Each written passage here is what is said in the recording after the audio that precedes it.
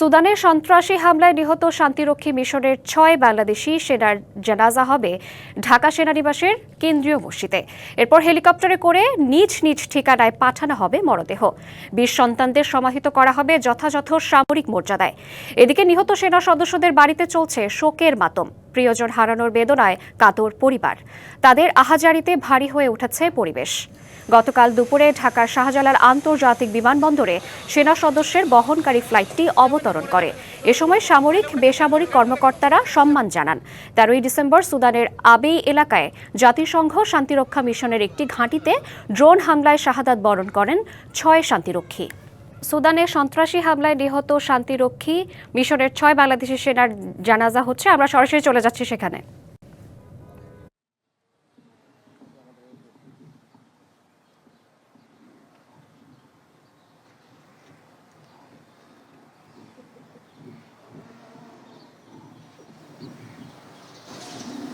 এরপরে ফুল দিয়ে শ্রদ্ধা জানাবে, ফুল দিয়ে। হ্যাঁ, আল্লাহু আকবার। আসসালামু আলাইকুম ওয়া রাহমাতুল্লাহ। আসসালামু আলাইকুম ওয়া রাহমাতুল্লাহ। আশহাদু আল্লা ইলাহা ইল্লাল্লাহ ওয়াহদাহু লা শারীকা লাহু।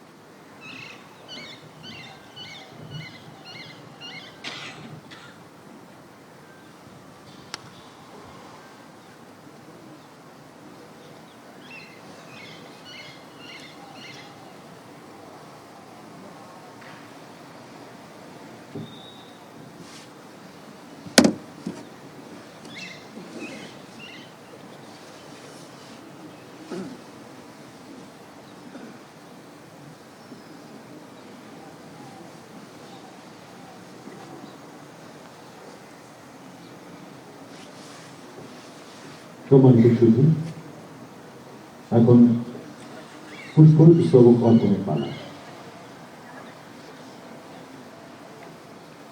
এ পর্যায়ে আমি মহামান্য রাষ্ট্রপতির পক্ষে পুষ্পস্তবক অর্পণের জন্য অনুরোধ জানাচ্ছি।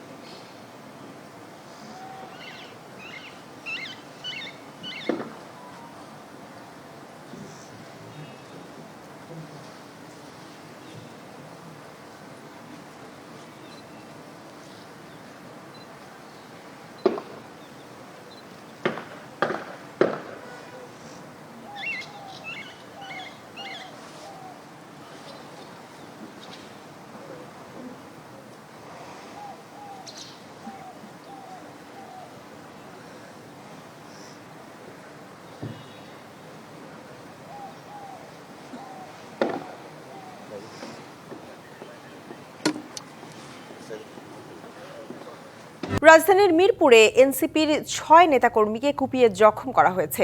শনিবার সন্ধ্যায় হোসনে আরা সাদিক নামে এক আওয়ামী লীগ নেতাকে ধরতে গেলে এই ঘটনা ঘটে। এনসিপির নেতারা পুলিশের সাথে ওই নেতাকে ধরতে যান। ঘটনাস্থল থেকে আহতদের উদ্ধার করে আইনশৃঙ্খলা বাহিনী। আহতদের অভিযোগ, বিএনপি নেতা হারুন ও কামালের নেতৃত্বে এই হামলার ঘটনা ঘটেছে। তবে এ ঘটনায় এখনও কোনো মামলা বা লিখিত অভিযোগ দায়ের হয়নি।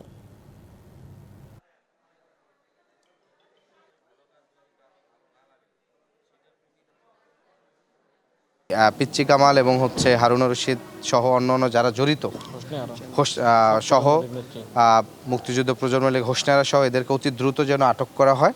ষড়যন্ত্র করে হাদিকে সরিয়ে দেওয়া হয়েছে এমন মন্তব্য করেছেন জামায়াতে ইসলামীর আমির ডাক্তার শফিকুর রহমান। সরকার এখন যা যা করছে তাতে জনগণও সন্তুষ্ট নয় বলে মন্তব্য করেন তিনি। রবিবার ভোরে হাদির কবর জিয়ারত করে গণমাধ্যমে এসব কথা বলেন জামায়াতের আমির। জানান, ত্রয়োদশ জাতীয় সংসদ নির্বাচন নিয়ে আশাবাদী তার দল। নির্বাচন অবাধ সুষ্ঠুভাবে হবে বলে প্রত্যাশা করেন শফিকুর রহমান। এ সময় হাদির খুনিদের আইনিভাবে শাস্তি নিশ্চিতের দাবি জানান তিনি। সন্দেহ সংশয়ের বাইরে এসে খুনিদেরকে গ্রেপ্তার করতে হবে এবং আইনের আওতায় আনতে হবে। যদি এই খুনিরা পার পেয়ে যায় তাহলে আপনার আমার কারো জীবনই নিরাপদ বলা যাবে না। দেশের দক্ষিণ পশ্চিমাঞ্চলের প্রায় 10 জেলার সাথে ঢাকার যোগাযোগের একমাত্র গুরুত্বপূর্ণ পথ ফরিদপুর বরিশাল ও ফরিদপুর ঢাকা মহাসড়ক। জেলাগুলোর সব পরিবহনই এ পথ দিয়ে পদ্মা সেতু হয়ে ঢাকায় যাতায়াত করে। তবে সংশ্লিষ্ট দপ্তরের অবহেলায় ঝুলে আছে গুরুত্বপূর্ণ এই মহাসড়কের 4 লেনের কাজ। ফরিদপুর বরিশাল ও ফরিদপুর ঢাকা মহাসড়ক 4 লেন সম্প্রসারণের জন্য 7 বছর আগে সড়কের 2 পাশের জমি অধিগ্রহণ করা হয়, কিন্তু এসব জমির মূল্য পরিশোধ না করেই সম্প্রতি মহাসড়কটির কাজ শুরু করা হয়েছে। এতে ফুঁসে উঠেছেন ক্ষতিগ্রস্ত জমির মালিকরা। মহাসড়কের 4 লেনের কাজ যেখানে 2026 সালের 30 জুনের মধ্যে শেষ করার কথা, সেখানে আজ পর্যন্ত জমি অধিগ্রহণের কাজই সম্পন্ন হয়নি। এই পথের ভোগান্তি কমাতে গত বছরের শেষের দিকে জেলা সড়ক ও জনপথ অধিদপ্তর 2টি প্যাকেজে ফরিদপুর থেকে ভাঙা পর্যন্ত 32 কিলোমিটার রাস্তা সংস্কারে 49 কোটি টাকার টেন্ডার দেয়। 4 লেনে অ্যাকোয়ার করার জন্য 7 বছর আগে আমাদের জমি বাড়িঘর অ্যাকোয়ার করছে, হুকুম দখল করছে। অদ্যবধি আমরা কোনো টাকা পয়সা পাইনি। আমাদের তো অনতিবিলম্বে টাকা দেখ, আর নাহলে আমাকে জমি আমরা কোনো স্থাপনা করতে পারতেছি না, কোনো কেনা বেচা নাই।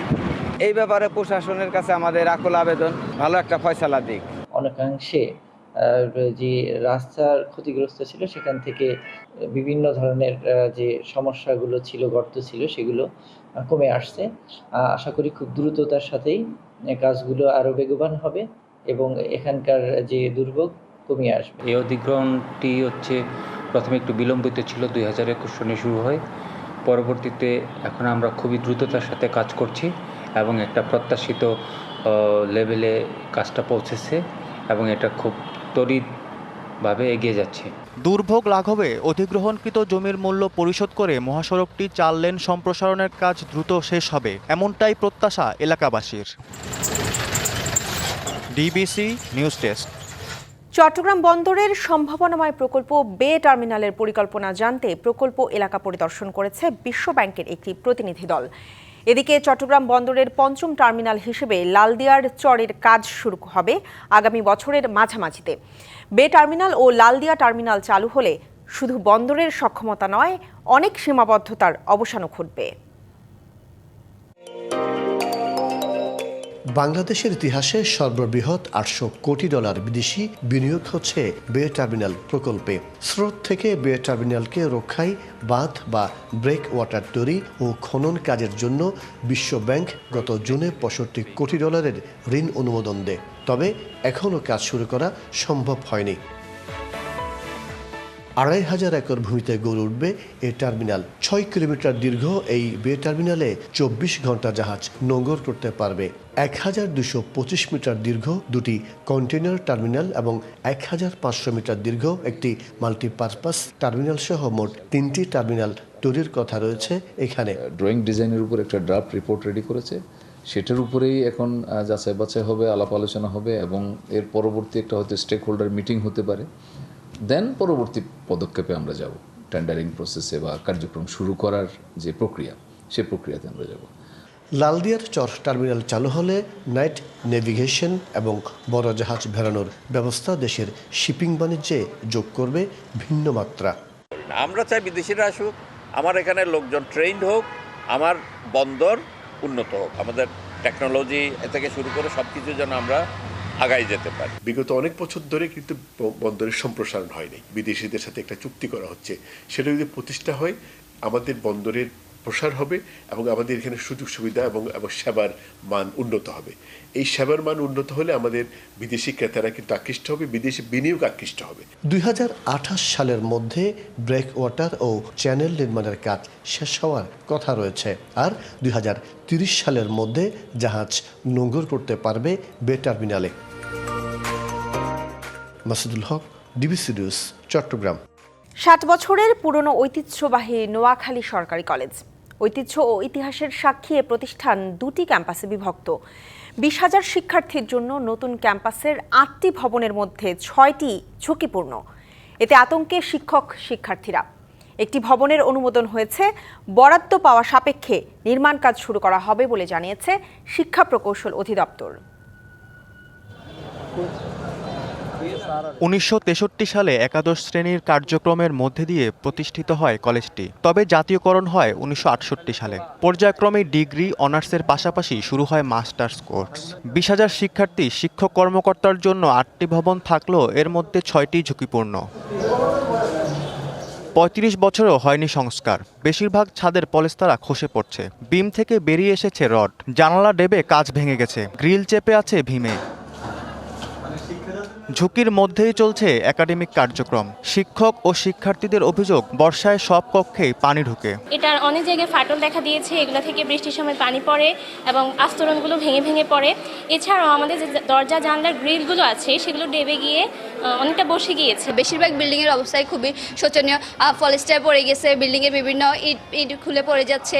ল্যাব রুমের যে বিমটা আছে ওইটা প্রায় 1 বিঘতের মতো ফাটা। তারপরে ওয়াশরুমগুলো একেবারে পরিত্যক্ত অবস্থার মতো, আমাদের ক্লাস করতে ব্যাপক অসুবিধা হচ্ছে। এই ঝুঁকির মধ্যে আমাদের এতগুলো স্টুডেন্ট, প্রায় 4,000 সাড়ে 4,000 স্টুডেন্ট নিয়ে আমাদের ক্লাস করতে হয়। তো এটা থেকে এই ঝুঁকি সম্পূর্ণ মাথায় রেখে আমাদের ক্লাস করাটা আমাদের জন্য কষ্ট হয়ে গেছে। কর্তৃপক্ষকে বিষয়টি অবহিত করে চিঠি দেওয়া হয়েছে বলে জানান কলেজ অধ্যক্ষ। আমাদের স্থানীয় যে শিক্ষা প্রকৌশল আছে ওনাদের সাথে আলাপ হয়েছে, আমরা একটা সিটি ড্রাফট করতেছি। পিছনে যে জায়গাটা আছে সেখানে যথেষ্ট জায়গা আছে, আমরা কোনো প্রকল্প যদি ঢুকাইতে পারি তাহলে সেটাকে মাঠ প্লাস আমাদের একাডেমিক ভবনগুলো, ডরমেটরি এবং অন্যান্য যে স্থাপনাগুলো আছে এটা আমরা করতে। পরিস্থিতি নিয়ে কথা বলেন নির্বাহী প্রকৌশলী। আমাদের ডিপার্টমেন্ট থেকে আমাদের চিফ স্যার রিসেন্টলি একটা বরাদ্দ দিয়েছেন, সেটা হচ্ছে যে 6তলা ফাউন্ডেশনের 1তলা একটি ভবন নতুন নির্মাণ হবে, 1,75,00,000 টাকা বরাদ্দ আমরা পেয়েছি। অলরেডি সয়েল টেস্ট হয়েছে।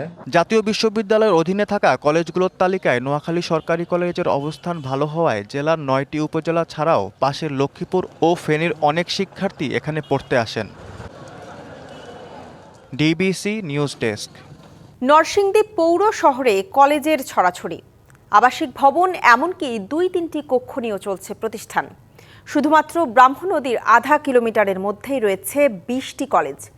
তবে এসব শিক্ষা প্রতিষ্ঠানের বেশিরভাগই সরকারি শর্ত পূরণ না করলেও আশ্চর্য কারণে পেয়েছে অনুমতি। যত্রতত্র গড়ে ওঠা এসব প্রতিষ্ঠানের কারণে জেলায় শিক্ষার মান নষ্ট হচ্ছে বলে মনে করেন অনেকেই। কৃষি ব্যবসায় প্রসিদ্ধ শিল্পনগরী নরসিংদী শহরে 1949 সালে গড়ে ওঠে নরসিংদী সরকারি কলেজ। পাশাপাশি রয়েছে সরকারি মহিলা কলেজ। তবে কয়েক বছরে সরকারি প্রতিষ্ঠানের পাশাপাশি গড়ে উঠতে শুরু করে বেসরকারি শিক্ষা প্রতিষ্ঠানও। এখন পরিস্থিতি নিয়ন্ত্রণহীন। শহরের মধ্যে গড়ে উঠেছে 20টিরও বেশি কলেজ। তবে এসব প্রতিষ্ঠানের বেশিরভাগই পূরণ করতে পারেনি সরকারি নিয়ম। নিষিদ্ধ হলেও আবাসিক ভবনে চলে কার্যক্রম, মাঠ, পাঠাগারের মতো প্রয়োজনীয় সুবিধা নেই বেশিরভাগ প্রতিষ্ঠানে। যেদিকে থাকে শুধু কলেজ আর কলেজ, কিন্তু শিক্ষার দিক দিয়ে সরকারি কলেজ বা মহিলা কলেজ বাদ দিয়ে যে কলেজ আছে তার মধ্যে গুটি কয়েক কিছু কলেজ আছে যার শিক্ষার মান ভালো। আমরা স্টুডেন্টরা এতগুলো কলেজ দেখে আমরা নিজেরাই কনফিউজড হয়ে যাই যে আমরা কোন কলেজে ভর্তি হব। অপরিকল্পিতভাবে গড়ে ওঠা এসব প্রতিষ্ঠানের কারণে শিক্ষার মান নষ্ট হচ্ছে বলছেন অনেক অভিভাবক ও শিক্ষক। এখানে আমার মনে হয় না প্রপার শিক্ষা প্রদান করতে পারে। গ্রামের দিকে যারা আছে তাদেরকে গ্রাম ছাড়তেই হইতেছে, তারা যে নিজে এলাকায় থেকে পড়াশোনাটা করবে সেটা পারতেছে না। এতগুলা কলেজ না হয়ে যদি 1টা বা 2টা কলেজ থাকতো, মান উন্নয়ন বা শিক্ষার মান যদি এরকম ভাবে ভালো থাকতো তাহলে মনে করি আমার ভালো হতো আর কি। নরসিংদী জেলা স্কুল অ্যান্ড কলেজ শিক্ষক সমিতির সভাপতি বিষয়টিকে ইতিবাচক হিসেবেই দেখছেন। তবে সার্বিক সুবিধা নিশ্চিতে তদারকি বাড়ানো প্রয়োজন বলে মত তার। শিক্ষা প্রতিষ্ঠানের জন্য কতগুলো বিধিবদ্ধ নিয়ম রয়েছে, যে একটা খেলার মাঠ সহ আরো কিছু আনুষঙ্গিক বিষয় রয়েছে। এতগুলো প্রতিষ্ঠান পাশাপাশি থাকার কারণে এই সমস্যাটি হয়তো হচ্ছে, কিন্তু এতগুলো প্রতিষ্ঠান পাশাপাশি থাকার কারণে কিন্তু লেখাপড়ায় ব্যাপক প্রতিযোগিতা তৈরি হয়েছে। নরসিংদী জেলায় অনুমোদিত 75টি কলেজ, বর্তমানে কার্যক্রম পরিচালিত হচ্ছে 67টিতে, যার মধ্যে সরকারি 2টি কলেজ সহ 25টির অবস্থানই শহর কেন্দ্রিক। DBC news desk. ঈশিতা, এখনো পর্যন্ত মরদেহ কিন্তু নাটোরে এসে পৌঁছায়নি। আমরা করিমপুর সরকারি উচ্চ বিদ্যালয় মাঠে আছি, যেখানে হেলিকপ্টারে তার মরদেহ আসার কথা রয়েছে। এখানে সেনাবাহিনী যারা রয়েছেন তারা কিন্তু প্রস্তুত রেখেছেন মাঠ, যেখানে মরদেহ নামানো হবে হেলিকপ্টারে করে। তারপরে এখান থেকে প্রায় 10 কিলোমিটার দূরে তার গ্রামের বাড়ি যে বোয়ালিয়াপাড়া, সেখানে নিয়ে যাওয়া হবে। সেই বোয়ালিয়াপাড়াতে কিন্তু কবর খোঁড়া হয়ে গেছে, সমস্ত প্রস্তুতি রয়েছে। আমরা সেখানে জানতে পেরেছি তাদের পরিবার প্রস্তুত রয়েছে। সেখানে তো শোকের মাতম চলছে, এটা একটা স্বাভাবিক ঘটনা। একই পরিবারের 3 জন সদস্য যারা সেনাবাহিনীতে চাকরি করতেন, তাদের মধ্যে সবচেয়ে বড় যে ভাই মাসুদ রানা, কর্পোরাল মাসুদ রানা, তিনি 38 দিন আগে কিন্তু শান্তিরক্ষী মিশনে যোগ দিয়েছিলেন সুদানে, এবং সেখানে তিনি এই যে দুর্ঘটনা হয়, দুর্বৃত্তদের হামলায় তিনি নিহত হন। তাই এই সংবাদ শোনার পর থেকে, সেদিন থেকেই কিন্তু তার পরিবারের শোকের মাতম চলছে। তাদের পরিবার অপেক্ষা করছে কখন তার প্রিয়জনের মরদেহ এখানে এসে পৌঁছাবে। সর্বশেষ তার মুখখানি দেখার জন্য তার বাবা মা এবং তাদের স্ত্রী সন্তান সবাই অপেক্ষা করছে। গ্রামের লোকজন ভিড় জমিয়েছে বাড়িতে তাদের প্রিয়জনকে দেখার জন্যে। আর হয়তো কিছুক্ষণের মধ্যেই হেলিকপ্টার আসবে। আকাশ কুয়াশাচ্ছন্ন আছে বলে হয়তো একটু দেরি হচ্ছে। আমরা জানতে পেরেছিলাম যে 9টার মধ্যে এখানে মরদেহ আসবে, কিন্তু কুয়াশায় ঢাকা থাকার কারণে সম্ভবত দেরি হচ্ছে। আমরা সংশ্লিষ্ট এমন কারো কোনো বক্তব্য পাইনি, কি কারণে দেরি হচ্ছে এটা আমরা জানতে পারিনি। এখানে মরদেহ যখন নামানো হবে, এখান থেকে 10 কিলোমিটার দূরে তাদের বাড়িতে নিয়ে যাওয়া হবে। সেখানে কবর প্রস্তুত রাখা হয়েছে, সেখানে দাফন করা হবে। এই যে শান্তি রক্ষা করতে গিয়ে বাংলাদেশের যে শান্তিপ্রিয় যে সেনাবাহিনী, যারা শান্তি রক্ষা করতেই গিয়েছিলেন সুদানে, সেই জায়গাটাতে হামলায় তিনি নিহত হলেন। আর এই যে 38 দিন মাত্র সময় পেয়েছিলেন, এই 38 দিন আগে গিয়েছিলেন, হয়তো পরিবারেরও স্বপ্ন ছিল এমন স্বজনকে নিয়ে, এমন বড় ছেলে, এই যে তার যে 8 বছরের একটা মেয়ে আছে আসনুভা, সেও ফ্যালফ্যাল করে তাকিয়ে আছে। তার বাবা নেই, এই যে কথাটি জানতে পেরেছেন, কিন্তু একেবারে অবুঝ শিশু, তার বাবা নেই, কিভাবে কি হলো এই বিষয়টি এখন যে জায়গাটায় আমরা আছি সেইখান থেকে তার পরিবারের লোকজন কিন্তু এখানে আসেননি। এখানে সেনাবাহিনীর সদস্য যারা আছেন তারা কিন্তু এই মরদেহটা এখান থেকে তাদের গ্রামের বাড়িতে তাদের যথাযোগ্য মর্যাদায় কিন্তু নিয়ে যাওয়া হবে, এবং সেখানে সেনাবাহিনীর সহযোগিতায় সেই মরদেহ সেখানে দাফন করা হবে।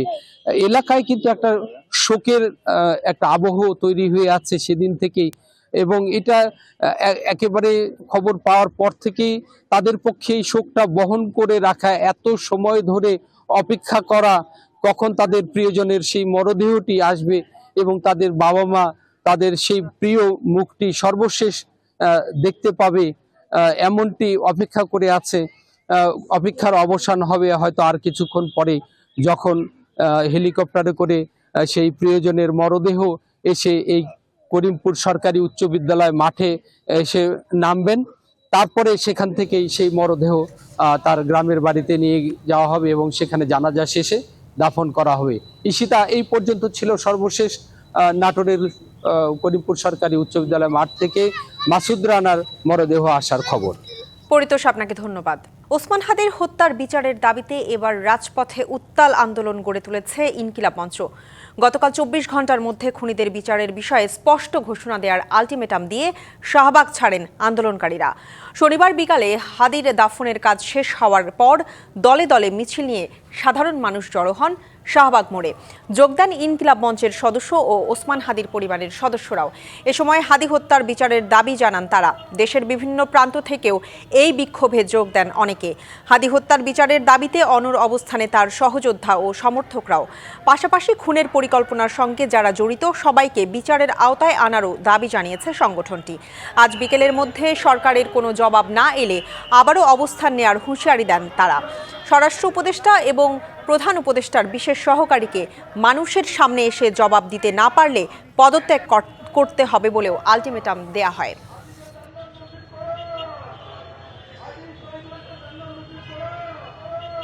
জাতীয় কবি কাজী নজরুল ইসলামের সমাধির পাশে গতকাল সমাহিত করা হয় ইনকিলাব মঞ্চের মুখপাত্র ওসমান হাদিকে। সেখানে আছেন সহকর্মী মানজুমা আফরোজ নীলিমা। নীলিমা, আপনার কাছে জানতে চাই যে সকাল থেকেই তো বিভিন্ন রাজনৈতিক দলের নেতা ও সাধারণ মানুষ আসছেন কবর জিয়ারত ও শ্রদ্ধা জানাতে, কি বলছেন তারা জানাবেন।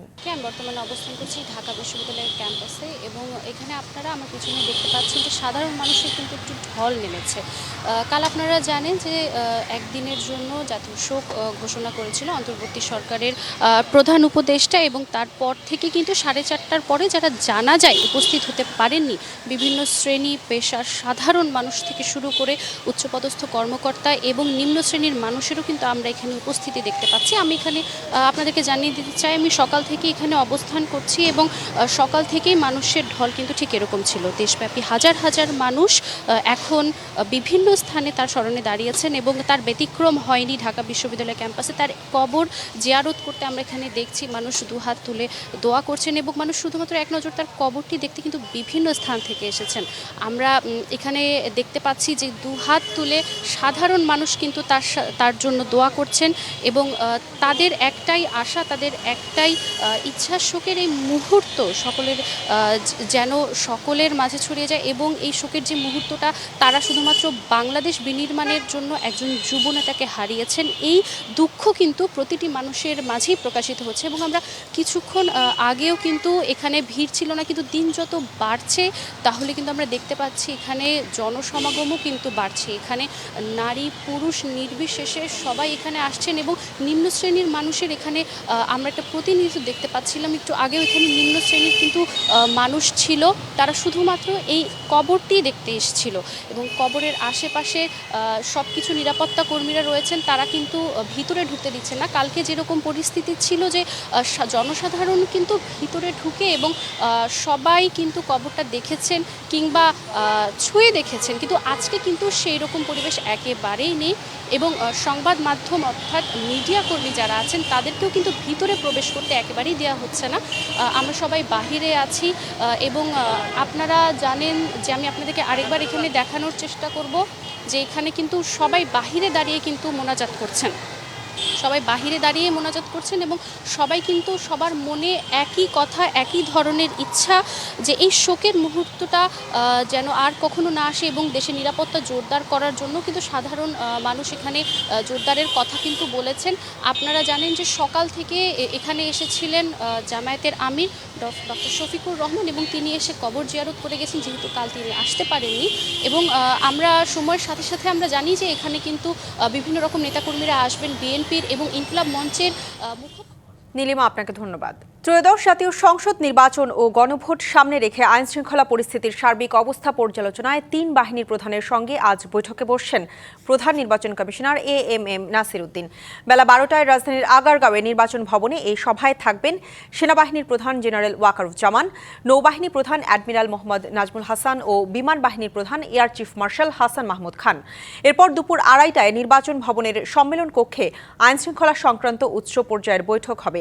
আলোচনা হবে নির্বাচনের আগের আইনশৃঙ্খলা পরিস্থিতি পর্যালোচনা, অবৈধ অস্ত্র উদ্ধার এবং সন্ত্রাসী কার্যক্রম দমনে যৌথ বাহিনীর কার্যক্রম ও আচরণ বিধিমালা অনুযায়ী নির্বাচনী পরিবেশ বজায় রাখা। এছাড়া রিটার্নিং কর্মকর্তা সহ মাঠ প্রশাসনের কর্মকর্তাদের নির্বাচনী ব্যবস্থা নিয়ে ব্রিফিং করবেন নির্বাচন কমিশন। ফেব্রুয়ারিতে ত্রয়োদশ জাতীয় সংসদ নির্বাচন। সারা দেশ প্রস্তুত হচ্ছে একটি অবাধ, সুষ্ঠু ও গ্রহণযোগ্য নির্বাচনের জন্য। কি ভাবছেন সাধারণ মানুষ থেকে শুরু করে আগামীর জনপ্রতিনিধিরা? সে কথা জানাতে ডিবিসি নিউজের ইলেকশন এক্সপ্রেস ছুটে যাচ্ছে সব সংসদীয় আসনে। এখন আছে সংসদীয় আসন 208 নারায়ণগঞ্জ 5-এ। স্বাগত সিএসআরএম ডিবিসি ইলেকশন এক্সপ্রেসে। আজ আমরা রয়েছি সংসদীয় আসন নারায়ণগঞ্জ 5-এ আর আমাদের সাথে আজকের এই আয়োজনে অতিথি হিসাবে যুক্ত রয়েছেন ইসলামী আন্দোলন বাংলাদেশ থেকে মনোনীত সংসদ সদস্য প্রার্থী মুফতি মাসুম বিল্লাহ। কথা বলবো তার সাথে, জানবো নারায়ণগঞ্জ 5 নিয়ে তার নির্বাচনী পরিকল্পনা। জনাব মাসুম বিল্লাহ, আপনাকে স্বাগত আমাদের এই আয়োজনে। আপনার কাছ থেকে শুরুতেই জানতে চাই যে নারায়ণগঞ্জ 5 আসনে আপনি ইসলামী আন্দোলন বাংলাদেশ থেকে মনোনীত প্রার্থী, আপনি এমপি নির্বাচিত হলে নারায়ণগঞ্জ 5 নিয়ে আপনার কি পরিকল্পনা রয়েছে? জি ধন্যবাদ। আজকে অনুষ্ঠানে যারা দেখছেন সকলকে পিসাব চমড়ার পক্ষ থেকে শুভেচ্ছা জানাচ্ছি। আলহামদুলিল্লাহ, ইসলামী আন্দোলন বাংলাদেশের পক্ষ থেকে আমাকে যে প্রার্থী দেওয়া হয়েছে, আমরা আশাবাদী ইনশাল্লাহ আগামী নির্বাচনে আমরা মানুষের সমর্থন নিয়ে আল্লাহর রহমতে আমরা বিজয় হতে পারবো। ইনশাল্লাহ যদি আমরা বিজয় হতে পারি তা আমাদের প্ল্যান হলো যে আমাদের নারায়ণগঞ্জ হলো প্রাচ্যে একটি ডান্ডি বলা হয়। আমাদের এই প্রাচ্যের যে ঐতিহ্য ইতিহাস, আমরা ইতিহাসটা নারায়ণগঞ্জে আস্তে আস্তে মুছে ফেলা কেমন যেন একটা পায়তারা চলছে। আমরা প্রাচ্যের যে ডান্ডি ইতিহাসটা আমরা ফিরিয়ে আনার চেষ্টা করব। পাশাপাশি আমরা নারায়ণগঞ্জের যেহেতু আমাদের 5 সদর বন্দর আসন, নারায়ণগঞ্জের প্রপার আসন, এখানে আমাদের জনবহুল এলাকা ভিত্তিক আমরা জনগণের নাগরিক সুবিধা পাচ্ছে না। আমরা নাগরিক সুবিধার জন্য আমরা সর্বপ্রথম কাজ করব। বিশেষ করে নারায়ণগঞ্জের যানজটটা বিশাল আকার একটা সংকট ধারণ করেছে। যানজট নিরসনের জন্য সংশ্লিষ্ট সকলের সাথে পরামর্শ করে আমরা এটা দ্রুত নিরসনের চেষ্টা করব। পাশাপাশি আমাদের নারায়ণগঞ্জের যে জনবহুল এলাকা, এখানে আমাদের ভালো একটা মেডিকেল নাই, হসপিটাল নাই। আমরা সেন্ট্রালের সাথে যোগাযোগ করে আমরা একটা ভালো উন্নত মানের একটা সেবা বান্ধব একটা আমরা হসপিটাল করার চেষ্টা করবো ইনশাল্লাহ। বিশেষ করে পাশাপাশি আমরা নারায়ণগঞ্জের যে একটা বিশাল শিল্পাঞ্চল এলাকা, এখানে নারী বান্ধব, শ্রমিক বান্ধব এলাকা, আমরা নারীদের পক্ষে আমরা ব্যাপক ভূমিকা রাখবো ইনশাল্লাহ, যাতে এক নিরাপত্তা পায় এরা। কারণ নারী বান্ধব আমাদের জানি নারায়ণগঞ্জে প্রায় কয়েক লক্ষাধিক আমাদের ভাই বোনেরা এখানে আমাদের মারা কাজ করে। এতে নিরাপত্তাহীনতা অনেক সময় বুকে বা কিশোরগঞ্জের একটা উদ্রূপ বেড়ে গেছে, ইফটিজিং শিকার হয়। যেন এরা এই ইফটিজিং শিকার না হয়, নিরাপদে এরা কর্মস্থলে যেতে পারে, আবার সুন্দরভাবে যেন আবার বাড়িতে ফিরতে পারে, আমরা ওই একটা নিশ্চয়তা দেবো ইনশাল্লাহ। যারা মাসুদ মিল্লাহ, আপনার কাছে জানতে চাই, আপনি শিক্ষক, একই সাথে ব্যবসায়ী, শিক্ষা এবং ব্যবসায়ীদের ক্ষেত্রে আপনি কি কাজ করবেন? জি, ধন্যবাদ সুন্দর প্রশ্ন করার জন্য। যেহেতু আমাদের এই শিক্ষা ব্যাপারটা হলো আমাদের ধর্মীয় একটা বিধান হলো, আল্লাহ হাবিব বলেছেন প্রত্যেক মানুষের জন্য শিক্ষাটা অর্জন করা হলো কি বাধ্যতামূলক করে দেওয়া হয়েছে। তো ওই আলোকে যেহেতু আমরা যেই জাতি যত বেশি উন্নত, তত বেশি শিক্ষিত তত উন্নত, তো আমরা ওই জন্য আমরা শিক্ষাটা যেন মানুষের হার বাড়ে, এই জন্য আমরা সবুজ চেষ্টা করবো। স্কুল, কলেজ, ভার্সিটি, মাদ্রাসার সকল যেন একটা সুন্দর যেন পরিবেশ হয়, শিক্ষার জন্য ব্যবস্থা করবো ইনশাল্লাহ। পাশাপাশি যে নারায়ণগঞ্জ একটা ব্যবসা বান্ধব এলাকা, নারায়ণগঞ্জের অনেক পাইকারি এখানে আমাদের গদি আছে, আড়ত আছে, এই যেন সুবিধা যাতে মানুষ যেন নির্বিঘ্নে আসতে পারে, আবার এসে মালপত্র নিয়ে যেতে পারে, এবার সুন্দর একটা ব্যবসা বান্ধব আমরা নগরীতে করার চেষ্টা করবো ইনশাল্লাহ। আপনার কাছে জানতে চাই যে আগামী নির্বাচনকে ঘিরে কোনো ধরনের প্রতিবন্ধকতা দেখছেন কিনা? না, কিছু তো আমরা শঙ্কিত, কারণ আমরা যারা জুলাই যোদ্ধা ছিলাম, আমরা সম্মুখ প্রাণে নারায়ণগঞ্জে আমরা আন্দোলন করেছি।